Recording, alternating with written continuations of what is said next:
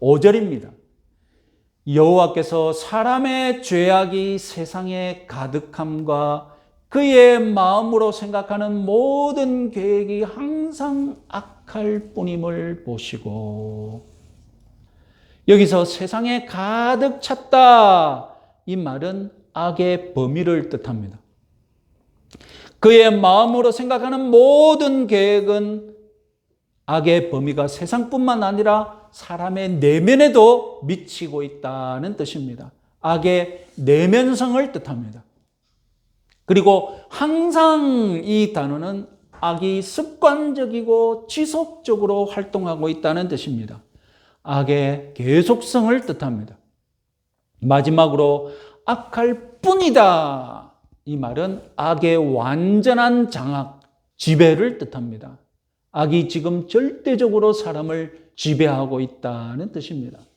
그래서 신약 성경에서 사람과 죄의 관계를 어떻게 표현합니까? 죄는 주인이고 사람은 종이다라고 표현하지 않습니까? 죄가 명령하면 종은 어떻게 해야 됩니까? 따라야죠.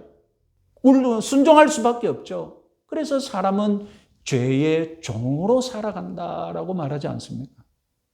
죄가 세상을 완전히 장악해버린 꼴입니다. 하나님이 이 지경을 보시고 결단 안 할 수가 없었던 것입니다. 창세기 1장에서 하나님은 세상을 보실 때 뭐라고 말씀하셨습니까? 창세기 1장에서 사람을 지으시고 심히 좋았다, 이렇게 말씀하셨는데, 이제 창세기 6장에서 세상을 보시고 뭐라고 말씀하십니까? 땅 위에 사람들 지으셨음을 한탄하사 마음에 근심하시고 내가 창조한 사람을 내가 지면에서 쓸어버리겠다. 창세기 1장에서는 심히 좋았다, 이렇게 말씀하셨는데 창세기 6장에서는 한탄하시고 근심하시고 지면에서 쓸어버려야겠다. 여러분, 정말로 극단적인 변화지 않습니까? 오늘 우리들이 주목할 것은 하나님의 태도, 하나님의 마음, 한탄하시고 근심하셨다, 이 표현입니다. 이 정말로 심오한 표현입니다. 하나님이 한탄하셨다? 우리말로는 성경에서 후회로도 번역이 됩니다. 그래서 이 히브리어 동사 나함이라는 단어는 후회하다는 뜻을 가지고 또한 어떤 사람에 대해 고통스럽다, 측은히 여긴다, 이 두 가지 뜻이 있습니다. 주로 후회한다는 뜻으로 많이 번역이 됩니다. 그래서 사람에게 사용되었을 때 우리 성경에서는 뉘우친다라고 번역이 됩니다. 그래서 사람이 뉘우친다 했을 때 다름 아니라 하나님이 후회하신다, 하나님이 한탄해하신다, 이 단어가 사용된 것입니다. 자, 사람에게는 뉘우친다라고 번역이 된 이 단어가 하나님에게 사용되면 오늘 본문에처럼 한탄한다 혹은 후회한다라고 번역이 됩니다. 대표적인 구절 민수기 23장 19절 말씀 우리 같이 한번 읽어보겠습니다. 하나님은 사람이 아니시니 거짓말을 하지 아니하시고 인생이 아니시니 후회가 없으시도다. 여러분, 당장 딱 충돌되죠. 분명히 민수기에서 하나님은 후회하시지 않는다고 하셨는데 여기에 후회한다는 단어가 벌써 쓰인 거예요. 우리 성경은 후회라고 번역하지 않고 한탄했다라고 번역했을 뿐입니다. 같은 단어예요. 어디 여기뿐이겠습니까? 사무엘상 15장 11절 35절 같이 한번 읽어보겠습니다. 내가 사울을 왕으로 세운 것을 후회하노니 여호와께서는 사울을 이스라엘 왕으로 삼으신 것을 후회하셨더라. 그래서 여러분, 어떤 학자는 구약 성경에서 사람이 후회하는 것보다 하나님이 후회하시는 장면이 더 많이 나온다. 이것은 구약 고대 근동 그 지방에서 있었던 종교들 가운데 하나님이 후회하신다라고 표현한 유일한 종교다. 신이 후회한다고? 이건 구약 성경에서 볼 수 있는 아주 독특한 장면이다. 이렇게 얘기합니다. 자, 오늘 우리들이 주목할 것, 하나님의 한탄, 하나님의 후회, 이것을 분명하게 오늘 이해하는 시간을 가지도록 하겠습니다. 자, 이것은 분명히 사람이 후회하는 것과 같지 않습니다. 하나님의 언행을 사람처럼 표현하려니까 구약 성경은 그렇게 말하지 않습니까? 하나님을 마치 사람의 언행으로 사람과 비슷하게 표현하는 습관이 있거든요. 그러니까 한탄하다, 후회한다 이렇게 표현되었는데 이것은 하나님을 인간 차원으로 끌어내리는 것이 아닙니다. 하나님이 한탄했다, 하나님이 후회했다고 해서 마치 사람이 한탄하고 후회하는 것과 동일하게 생각해서는 안 됩니다. 그저 우리 사람이 하나님의 마음을 좀 더 이해하기 쉽고 좀 더 동감할 수 있도록 하나님 차원에서 좀 더 접근하기 쉽게 표현했는데 그 표현이 한탄하다, 후회하다라고 표현되었을 뿐입니다. 이것은 근본적으로 하나님이 무정하시고 하나님이 무심한 그런 존재로 여기지 말라는 것입니다. 하나님이 무슨 추상적인 신적인 개념으로 우리에게 이해되어서는 안 된다는 것입니다. 하나님은 인격적이시고 우리 사람과의 관계 속에서 사람과 소통을 즐기시는 분이신데 그래서 하나님이 사람과 관계하실 때, 사람과 대면하실 때 마치 사람의 감정을 가지신 것처럼 표현되었습니다. 자, 어떤 신학자는 이렇게 하나님의 감정을 이렇게 표현했습니다. 같이 한번 읽어보겠습니다. 하나님은 스스로 고통받기를 감수하신다. 하나님이 요지부동하신 분이라고 말하는 것은 하나님이 감정을 지니지 않으셨다는 것이 아니라 감정이 그분을 지배하지 못함을 의미한다. 하나님이 마치 사람과 똑같이 감정을 가지시고 감정에 휩싸이는 그런 분이 아니시라는 것입니다. 하나님에게도 우리가 하나님과의 관계를 생각할 때 어떤 감정을 느끼시는 분이신데 하나님은 그 감정을 느끼실 때 그 감정이 지배당하여서 감정에 요리조리 흔들리는 분이 아니시다는 것입니다. 하나님의 한탄, 하나님의 후회, 이것은 하나님의 백성들이 먼저 변화되었는데 이 세상이 먼저 변화되었는데 하나님께서 더 이상 참지 못하시고 이제 나도 태도를 바꾸겠다 이 표현을 어떻게 하셨느냐? 한탄하신다, 후회하신다 이것으로 표현되는 것입니다. 그래서 하나님의 한탄, 후회는 다름 아니라 사람과 세상의 변화에 대해 하나님이 더 이상 견디지 못하시고 태도를 바꾸시는 반응입니다. 그래서 이제 하나님의 통치 방식이 이전과는 완전히 바뀐다는 것을 알리시는 신호탄입니다. 하나님의 마음을 우리가 어떻게 한 단어로 충분히 설명 가능하겠습니까? 하나님의 마음을 우리가 어떻게 한 단어로 완전하게 이해할 수 있겠습니까? 그래서 하나님은 한탄하다, 후회한다는 말로 하나님의 마음을 오해하기 쉬우니까 한 단어 더 붙이셨습니다. 이것을 같이 이해해 보라는 것입니다. 그래서 하나님은 한탄하다 이어서 한 단어를 더 붙이셨는데 그것이 바로 근심하다라는 단어입니다. 근심하다로 번역된 히브리어 단어, 이 아차브라는 단어가 다른 성경에서 어떻게 사용되었는지 우리가 확인해 봅시다. 그냥 근심했다 이 정도가 아니기 때문입니다. 그러면 이 단어가 사용된 배경이 어떻게 되냐? 창세기 34장 7절을 같이 한번 읽어보겠습니다.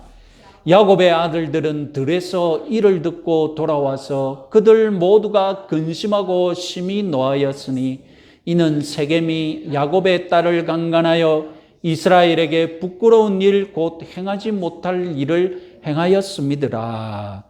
자, 여기서 근심했다 이 말은 자기 여동생 다나가 성추행을 당한 뒤 그 오빠의 심정을 표현한 단어입니다. 단순히 근심이 아니라 분노와 걱정, 근심 그리고 그 모든 감정이 뒤섞여 있는 것입니다. 다른 본문 한번 볼까요? 사무엘상 20장 33절 34절 사울이 요나단에게 단창을 던져 죽이려 한지라 요나단이 그의 아버지가 다윗을 죽이기로 결심한 줄 알고 심히 노하여 식탁에서 떠나고 그 달의 둘째 날에는 먹지 아니하였으니 이는 그의 아버지가 다윗을 욕되게 하였으므로 다윗을 위하여 슬퍼함이었더라. 다윗과 요나단의 관계가 어떻습니까? 요나단이 다윗을 하나님처럼 사랑하고 하나님처럼 섬기는 그런 관계잖아요. 그런데 자기 아버지가 그런 다윗을 죽이려고 해요. 그 복잡한 마음. 아니, 왜 내 아버지가 나의 주, 나의 친구, 내가 좋아하는 다윗을 죽이려고 하지? 그때 느끼는 슬퍼함이 바로 근심함이었습니다. 마지막 단어 한번 볼까요?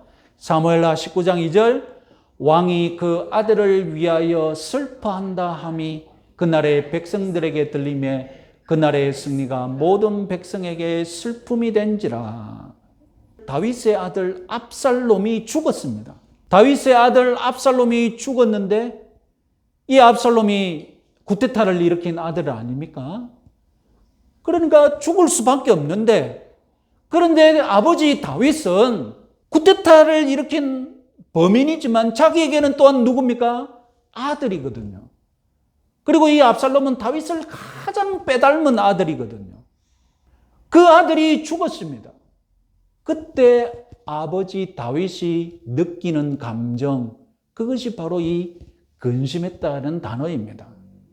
그러니까 슬픔, 분노, 복잡한 감정이 이 단어에 표현되어 있다는 것입니다.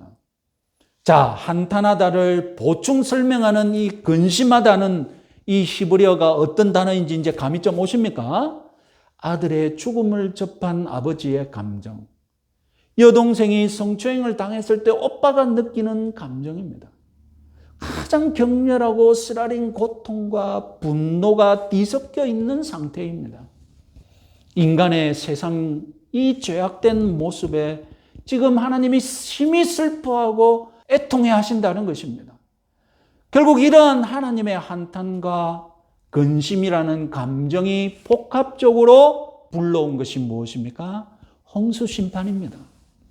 홍수심판은 냉정한 그런 무관심 속에서 기계적으로 심판하는 그런 행위가 아니었습니다.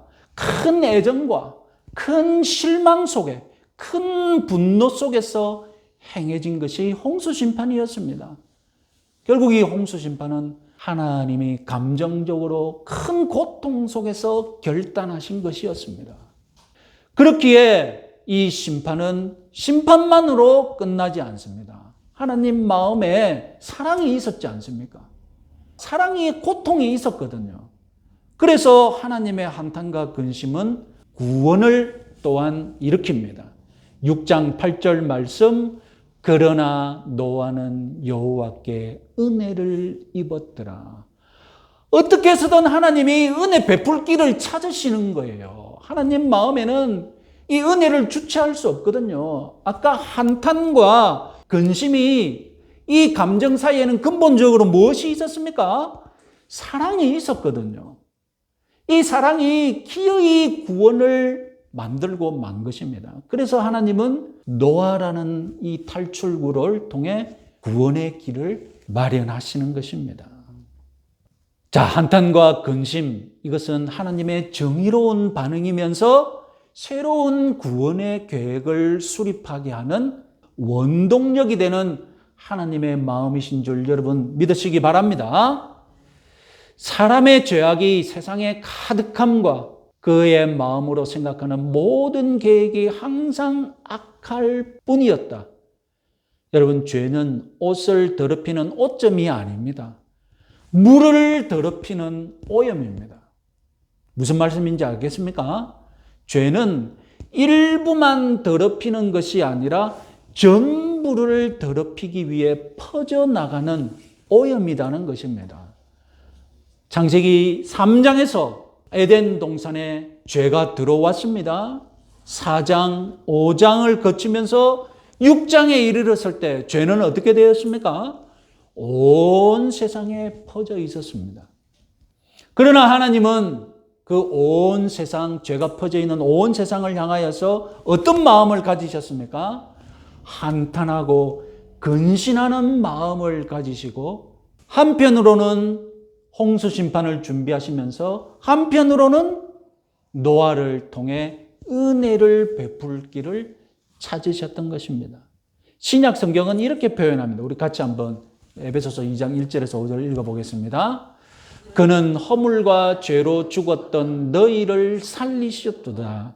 전에는 우리도 다 그 가운데서 우리 육체의 욕심을 따라 지내며 육체와 마음에 원하는 것을 하여 다른 이들과 같이 본질상 진노의 자녀이었더니 긍휼이 풍성하신 하나님이 우리를 사랑하신 그 큰 사랑을 인하여 허물과 죽은 우리를 그리스도와 함께 살리셨고, 홍수로 심판하시되 노아에게 은혜를 베푸신 하나님의 한탄하심과 근심하심, 그것이 바로 오늘날 저와 여러분들의 구원을 일으켰던, 구원을 주신 하나님의 마음이심을 믿으시기 바랍니다. 오늘 저와 여러분들이 구원을 풍성하게 누리는 방법 무엇입니까?